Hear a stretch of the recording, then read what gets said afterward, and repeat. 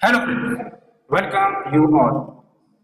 From now onwards, we are starting our prelims question series जो आपके preamble से topic के हैं एंड टॉपिक मैंने प्रियम्बल का आपको पढ़ा ही दिया है और अच्छे से आपको कवर करवा दिया है और मैंने पीडीएफ भी शेयर कर दी है अपने टेलीग्राम चैनल पर एंड आपको वहां से डाउनलोड कर लेनी है, प्रियम्बल के वीडियोज देख लेनी है एंड एक्चुअली पूरा जो पीडीएफ है उसको एक बार अगर आप पढ़ लेते हो तो जो एम लक्ष्मीकांत से रिलेटेड जो भी आपके प्रियम्बल के डाउट्स होंगे वो सारे के सारे क्लियर हो जाएंगे एंड उसके बाद आप क्वेश्चन अटेम्प्ट कर सकते हो। क्वेश्चन के मैं वीडियो इसलिए बना रहा हूँ सो दैट आपको पता चल सके कि जो मैंने टॉपिक कवर की है वो एक्चुअली मोर देन सफिशिएंट है, आप इस पर रिलाई कर सकते हो एंड एक्चुअली आप कोई भी क्वेश्चन अगर प्रियम्बल से जुड़ा आता है तो आप उसको सॉल्व भी कर सकते हो। प्रियम्बल के बारे में मैंने आपको बताया भी था कि ये आपका इंट्रोडक्शन या फिर प्रिफेस होता है। जैसे मैंने आपको बताया था मूवी के ट्रेलर्स आपने देखोगे तो एक प्रकार से मान के चलो कि जिस प्रकार से ट्रेलर जब हम पढ़ते हैं देखते हैं तो अल्टीमेटली उस मूवी में क्या दर्शाया गया है, क्या एक्टर है, सोशियो इकोनॉमिक कंडीशन क्या होगी उस मूवी की, वो सब के बारे में हमें पता चल जाता है। तो एक्चुअली प्रियम्बल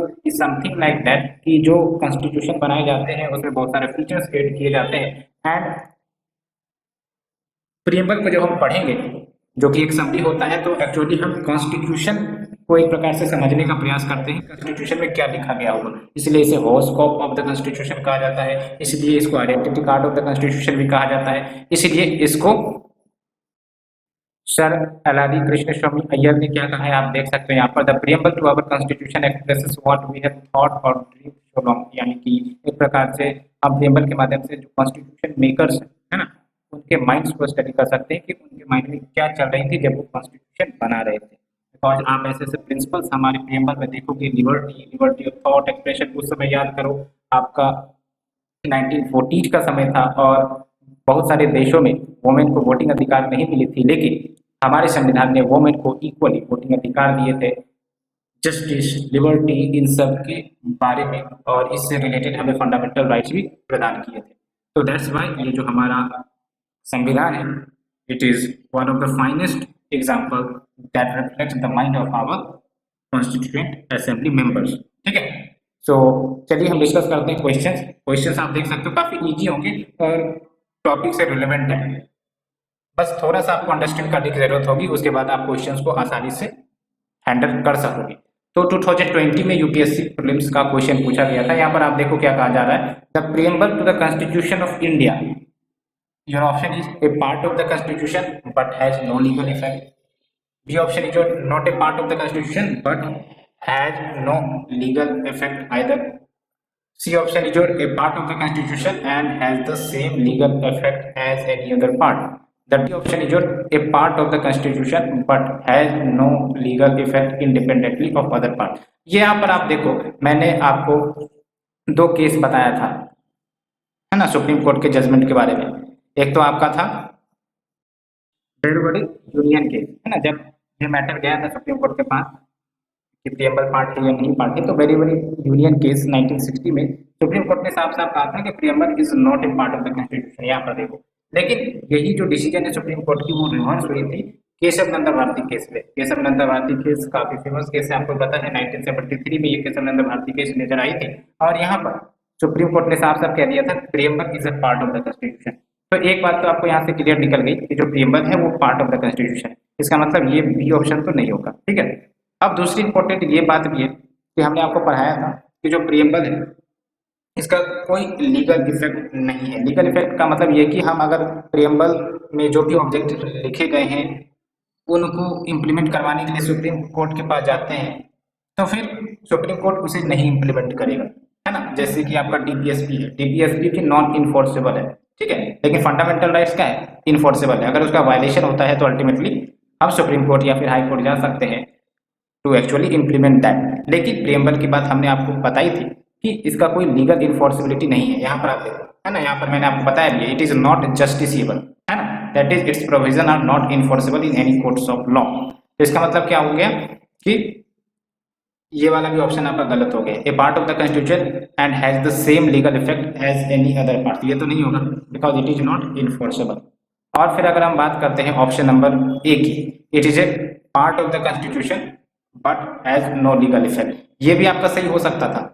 लेकिन अगर हम बात करें ऑप्शन नंबर डी की तो यहाँ पर आपको ध्यान से देखना है, it is a part of the constitution yet it is right but second option is has no legal effect independently, दूसरा भी सही है। लेकिन यहाँ पर देखो ये जो प्रियम्बल है it is independent of other part. ये जो हम बात कर रहे हैं इंडिपेंडेंट ऑफ अदर पार्ट्स, इसका मतलब क्या है, हमने संविधान को समझा है, पढ़ा है, 22 पार्ट्स होते हैं आपको पता है, लेकिन आपने कभी नहीं देखा होगा कि जो प्रियम्बल है उसका कोई स्पेसिफिक पार्ट है।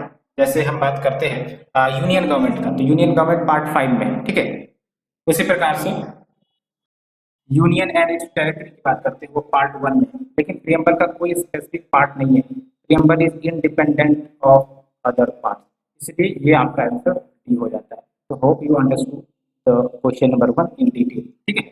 चलिए अब हम नेक्स्ट क्वेश्चन की तरफ चलते हैं। अब आपको सिंपल से क्वेश्चन मिलेंगे, ज़्यादा कुछ नहीं। देखो, other than the fundamental rights which of the following parts of the Constitution of India reflects the principle and provisions of Universal Declaration of Human Rights? इसी को कहते हैं linking your static knowledge so that आप reasoning करके answer तक पहुंच सकते हो। अब यहाँ पर जो बेसिक क्वेश्चन क्या बोला गया है कि फंडामेंटल राइट्स तो चलो ठीक है, लेकिन और कौन से जो संवैधानिक फीचर्स हैं जो universal declaration of human rights के फीचर को रिफ्लेक्ट करते हैं। अब आप हमें बताओ, जब हम बात करेंगे ह्यूमन राइट्स की, ह्यूमन राइट्स में आपका राइट टू लाइफ होगा कि नहीं होगा, है ना, राइट टू एजुकेशन की बात होती है कि नहीं बात होती है। ये मैं आपको ये नहीं बता रहा कि आप पूरी तरह से सारे राइट्स जो है ह्यूमन राइट्स के इस डिक्लेरेशन के तहत जानते होंगे, लेकिन इतना तो पता होगा कि हाँ राइट टू एजुकेशन हो सकता है, या फिर right to life and liberty हो सकता है, कल्चरल राइट्स हो सकता है, रिलीजियस राइट्स हो सकता है ना। तो इसका मतलब अगर आपको इतना ही पता है तो आप इस आंसर तक पहुंच सकते हो। तो फंडामेंटल राइट्स तो है ही, इसमें बहुत सारे ऐसे प्रोविजन है जो universal declaration of human rights से टैली करता है। साथ ही साथ प्रियम्बल की बात करें तो प्रियम्बल में कुछ ऐसे राइट्स हैं, राइट्स की बात करिए, आपकी बातें की गई हैं जो आपका ह्यूमन राइट्स को बताती है। कैसे, तो यहाँ पर आप देखो, तो जब हम बात करते हैं प्रियम्बल की, तो प्रियम्बल में क्या कहा गया है ना, liberty, liberty of thought, expression, belief, faith, worship, है ना। इसका मतलब क्या हुआ, यस प्रियम्बल में भी कहीं ना कहीं जो universal declaration of human rights के फीचर्स हैं वो हमें देखने को मिलते हैं। तो एक तो चलो कंफर्म हो गया, एक कंफर्म हो गया, तो अल्टीमेटली ये बी नहीं होगा। अब आपके बचे हैं ए, सी या डी ऑप्शन। तो अब आप हमें बताओ, जब हम बात करते हैं डीपीएसपी की, तो एक प्रकार से ये फंडामेंटल राइट्स ही होते हैं बट इन्फोर्सेबल नहीं होते। तो जब फंडामेंटल राइट्स में आपके फीचर्स हैं universal declaration of human rights के, तो फिर डीपीएसपी में भी होंगे। डीपीएसपी में कैसे होंगे, तो डीपीएसपी के फीचर्स आप खोल के देखना, उसमें तो मकसद ही होता है वेलफेयर स्टेट स्टेब्लिश करना, वेलफेयर स्टेट जहाँ पर इनइक्वालिटी कम करो, है ना, इनकम डिस्ट्रीब्यूशन करो, ये सब की बातें की जाती है, ठीक है। और डीपीएसपी में आपका अप टू एज ऑफ 6 बच्चों के डेवलपमेंट की बात की जाती है।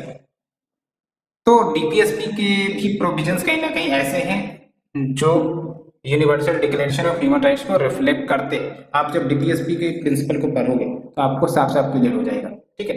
अब बात करते हैं फंडामेंटल ड्यूटीज की। तो फंडामेंटल ड्यूटीज क्या होते हैं, है ना, जो सिटीजन्स के ऊपर लगाए जाते हैं कि सिटीजन्स जो है वो इनका पालन करें। तो जब हम बात करते हैं फंडामेंटल ड्यूटीज की, तो एक आपने सुना होगा कंपलसरी एजुकेशन वाला, ठीक है। कंपलसरी एजुकेशन का फीचर आपको फंडामेंटल ड्यूटीज में मिल जाते हैं, आप पढ़ोगे तो आपको पता चल जाएगा, है ना, कि पेरेंट्स के पास ये जिम्मेदारी है कि वो अपने बच्चे को कंपलसरी एजुकेशन प्रोवाइड करे 6 to 14 ईयर्स ऑफ एज के। तो इसका मतलब यहाँ पर भी आपका एजुकेशन की बात चल रही है, और आपको पता होना चाहिए कि providing education is one of the important provision of universal declaration of human rights, ठीक है। तो दैट्स वाई आपका जो फंडामेंटल ड्यूटीज होगा वो भी आपका इस ऑप्शन को शूट करेगा। दैट्स वाई यहाँ पर आपके जो आंसर है वो आपके डी हो जाएंगे, यानी कि 1, 2, 3 बोथ। यहाँ पर आप देखो, है ना, ये जो universal declaration of human rights है article number 3, it talks about everyone has the right to life, liberty and security of the person. हमने देखा लिबर्टी की बात प्रियम्बल में भी हो रही है, फंडामेंटल राइट्स में भी हो रही है, ठीक है।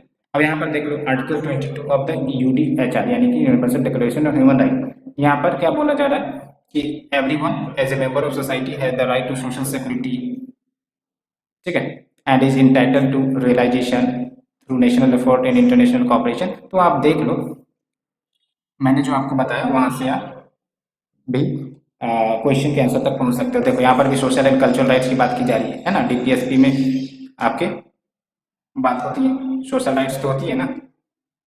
एंड देखो आर्टिकल नंबर 26 है ना, everyone have the right to education, education shall be free. तो आप हमें बताओ, क्या आपको डीपीएसपी में नहीं मिलता एजुकेशन के बारे में प्रोविजन? साथ ही साथ आपको क्या फंडामेंटल ड्यूटीज में राइट टू एजुकेशन के बारे में नहीं बोला जाता? बिल्कुल बोला जाता है। एलिमेंट्री एजुकेशन की बात भी बोली गई है ना।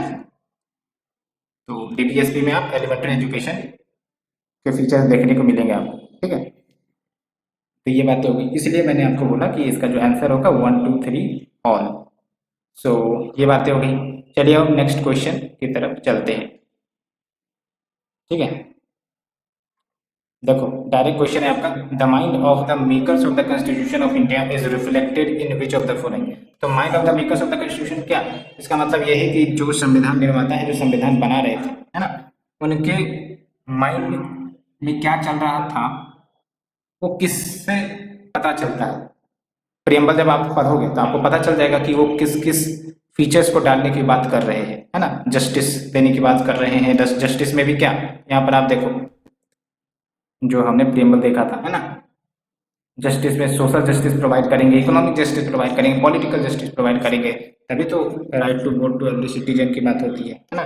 कैंडिडेट पार्टिसिपेट कर सकते हैं इलेक्शन में, लिबर्टी देखो, है ना, liberty of thought expression, belief, faith, worship, equality की बात की गई है। तो ये सब क्या रिफ्लेक्ट करता है कि जो मेकर्स ऑफ आवर कॉन्स्टिट्यूशन है वो इन सब बड़ी बड़ी प्रिंसिपल को कहीं ना कहीं अपने अंदर निहित रखते थे और अल्टीमेटली इंप्लीमेंट भी करने का प्रयास कर रहे थे। फ्रेटर्निटी देखो, ठीक है। तो इसका मतलब आपका ये आंसर क्या होगा, प्रियम्बल। अब क्वेश्चन नंबर 4 देखो, विच of the following objective is not embedded in the preamble of the constitution of India. ये भी यूपीएससी प्रीलिम्स का ही क्वेश्चन है।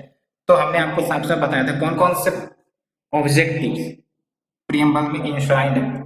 यहाँ पर देखो, liberty of thought, option A, option B is your economic liberty, option C is your liberty of expression, option D is your liberty of belief. हमने liberty को detail से पढ़ा था। यहाँ पर आप देखो, लिबर्टी ऑफ थॉट है, लिबर्टी ऑफ एक्सप्रेशन है, लिबर्टी ऑफ बिलीफ है, लिबर्टी ऑफ फेथ है, लिबर्टी ऑफ वर्शिप है। तो क्या नहीं है, तो इकोनॉमिक लिबर्टी नहीं है ना, इकोनॉमिक लिबर्टी।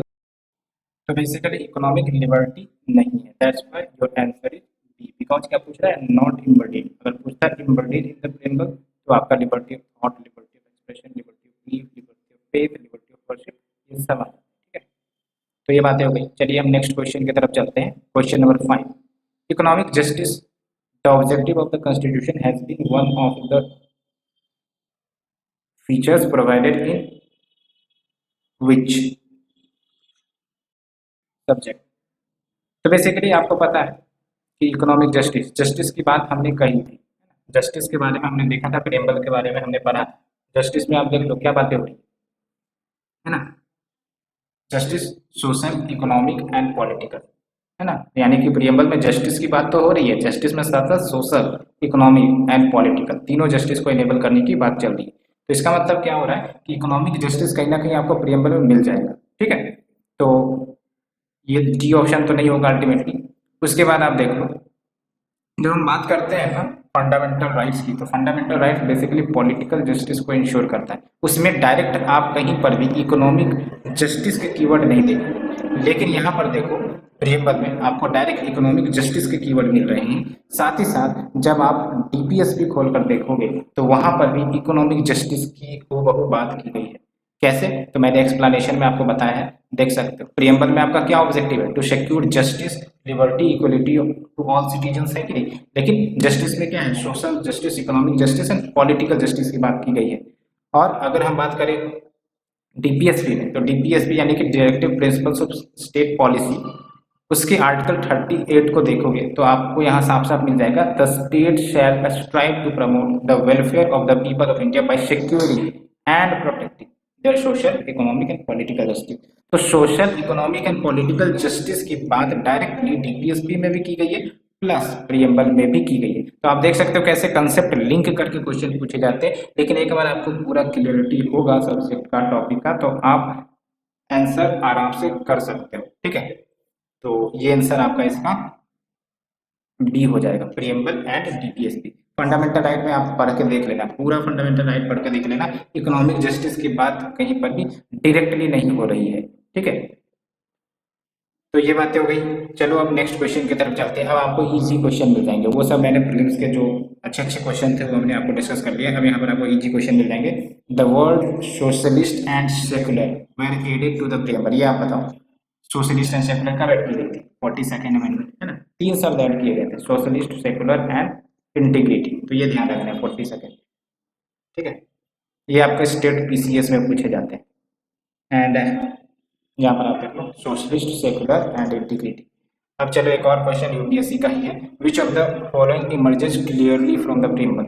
यानी कि आपको प्रीएम्बल से डायरेक्ट क्या आउटकम देखने को मिलता है, यानी कि प्रीएम्बल से आपको क्या पता चलता है। जब आप प्रीएम्बल पढ़ते हैं तो आपको क्या पता चलता है, ये क्वेश्चन में पूछा गया। ये काफी अच्छा क्वेश्चन है, ठीक है। और आपने अगर मेरा पीडीएफ पढ़ा होगा तो ये सारा का सारा क्वेश्चन आप आंसर कर सकते हो। तो प्रीएम्बल में आपके ऑप्शन देख लो पहले। When the constitution was enacted, क्या हमें प्रीएम्बल से ये पता चलता है। सेकंड ऑप्शन इज जो the ideas that were to be achieved, कौन से आइडियल्स हमें अचीव करने क्या हमें ये पता चलता है। द सिस्टम ऑफ गवर्नमेंट, तो सिस्टम ऑफ गवर्नमेंट क्या है क्या हमें ये पता चलता है। The fourth option your the source of authority, source of authority क्या है क्या हमें ये पता चलता है। तो आपको ये बताने, ठीक है। तो देखो ये चारों बातें पता चल जाती है। कैसे पता चल जाती है हम अभी आपके सामने बताएंगे। When the constitution was enacted, तो यहाँ पर प्रीएम्बल ये क्या है। In our constituent assembly the 26th day of November 1949 we do hereby adopt, enact and give to ourselves this constitution। इसका मतलब हमें ये तो जरूर पता चल रही है when the constitution was enacted, कब? 26 of November 1949। याद रखना है, ये जनवरी नहीं है। दूसरी इंपॉर्टेंट बात, the ideals that were to be achieve. तो यस, आइडियल्स भी पता चलते हैं। क्या आइडियल्स हैं हमारे, ये देखो क्या हम अचीव करना चाहते हैं। तो हम अचीव करना चाहते हैं जस्टिस, हम अचीव करना चाहते हैं लिबर्टी, हम अचीव करना चाहते हैं इक्वलिटी, हम अचीव करना चाहते हैं फ्रेटर्निटी, ठीक है। तो ये देखो आप, है ना, ये देख लो ऑब्जेक्टिव्स या फिर आइडियल, एक ही बात हुआ। ऑब्जेक्टिव ऑफ द कॉन्स्टिट्यूशन, है ना, जस्टिस, लिबर्टी, इक्वलिटी, फ्रेटर्निटी, ये सब हम अचीव करना चाहते हैं। तो yes, option number 2 is also correct. And जो थर्ड ऑप्शन है द सिस्टम ऑफ गवर्नमेंट, तो क्या हमें प्रेम्बल से पता चलता है कि सिस्टम ऑफ गवर्नमेंट क्या होगा। तो यहाँ पर आप देखो सिस्टम ऑफ गवर्नमेंट बिल्कुल पता चलता है। कैसे पता चलता है? Because nature of Indian state देखो क्या बोल रहा है, India is sovereign, socialist, secular, democratic Republic. तो ये जो डेमोक्रेटिक रिपब्लिक है ये क्या बता रहा है, ये सिस्टम ऑफ गवर्नमेंट ही तो बता रहा है कि हमारा जो गवर्नमेंट होगा, जो भी होगा, डेमोक्रेटिक फॉर्म ऑफ गवर्नमेंट होगा। दूसरी इंपॉर्टेंट बात ये कि ये आपका रिपब्लिक होगा। रिपब्लिक यानी कि जो प्रेसिडेंट है या फिर हेड ऑफ द स्टेट है वो आपके इलेक्ट किए जाएंगे, न कि हेरिडेटरी होगा, है ना। दैट्स व्हाई प्रेसिडेंशियल इलेक्शन होता है और अभी होने भी वाला है। तो ये हमने डिस्कस किया। And source of authority, source of authority तो साफ साफ आपको पता चल रहा है। ये देखो source of authority, it derives it authority from the people of India. तो सोर्स ऑफ अथॉरिटी कौन है? People of India. बिकॉज यहाँ पर आप प्रीएम्बल में देखो we the people of India, है ना, हम लोग संविधान दे रहे हैं अपने आप को। इसका मतलब सोर्स ऑफ अथॉरिटी कौन है? ब्रिटिश गवर्नमेंट नहीं, वी, ठीक है। इसलिए आंसर आपका ऑल ऑफ द करेक्ट हो जाएगा यहाँ पर। तो यहाँ पर आप पढ़ सकते हो, तो मैंने आपको एक्सप्लेनेशन दे दिया है, ठीक है। अब देखो question number 8, which of the following statement is correct regarding the preamble. Correct पूछ रहा है ना, इनकरेक्ट नहीं। तो पहला ऑप्शन है it is not enforceable in a court of law. ये तो हमने आपको बताया है, ये कोर्ट ऑफ लॉ में चाहे आप सुप्रीम कोर्ट में चले जाओ या फिर हाई कोर्ट में चले जाओ, ये इन्फोर्सेबल नहीं होगा, है ना। डीपीएसपी भी क्या होता है, इन्फोर्सेबल नहीं है, लेकिन फंडामेंटल राइट्स इन्फोर्सेबल है। तो ये ऑप्शन ए तो करेक्ट है, ये आपका गलत पब्लिश हो गया यहाँ पर, ए, ठीक है। अब देख लो जो incorrect statement, the supreme court has recently ruled that it is not a part of the constitution. नहीं भाई साहब, हमने आपको बताया कैसे भारतीय केस में it is a part of the constitution, है ना। पहले बोला गया था कि हाँ it is not a part of constitution, but उसके बाद जो डिसीजन है वो रिवर्स की गई और ultimately it is a part of constitution. उसके बाद देखो इट हैज बीन अमेंडेड, नहीं एक ही बार अमेंड हुई है 42nd कॉन्स्टिट्यूशन अमेंडमेंट के माध्यम से, जिसके तहत 3 शब्द ऐड किए गए। कौन कौन से? सोशलिस्ट, सेकुलर और इंटीग्रिटी, ये 3 शब्द ऐड किए गए, ठीक है। तो आप देख सकते हो कि कितनी आसानी से आपको पूरा क्वेश्चन का एक्सप्लेनेशन आपको मेरे पीडीएफ से मिल जा रहा है। तो दैट्स व्हाई पीडीएफ आप पढ़ो, और वो मेंस के लिए भी काफ़ी इंपॉर्टेंट है। मैंने मेंस के लिए भी जो ब्रेनस्टॉर्मिंग क्वेश्चन है वो आपको डाल दिए थे, यहाँ पर आप देख सकते हैं यहाँ पर, ठीक है। तो यहाँ पर देख लो मेंस के क्वेश्चन आप ट्राई कर सकते हो, अल्टीमेटली लिख सकते हो, बिकॉज ये डायरेक्टली एक तो आपका यूपीएससी में पूछा गया क्वेश्चन है। यहाँ पर देख लो क्वेश्चन नंबर 2, ठीक है। तो आज के लिए इतना ही फ्रेंड्स।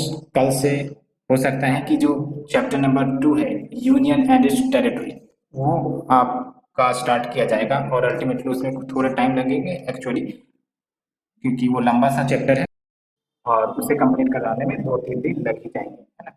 लेकिन कल से आपको लेक्चर सीरीज मिलनी शुरू हो जाएगी। दैट्स वाई आप पीडीएफ भी डाउनलोड कर सकते हो, मैं शेयर कर दूंगा पीडीएफ अपने टेलीग्राम चैनल पर, आप उसे डाउनलोड कर सकते हो। सो फ्रेंड्स, आज की जो क्वेश्चन सीरीज है वो कैसी लगी आप हमें बताओ, एंड आप हमें कमेंट, लाइक, सब्सक्राइब जरूर करना। Thank you friend, thank you very much for the discussion.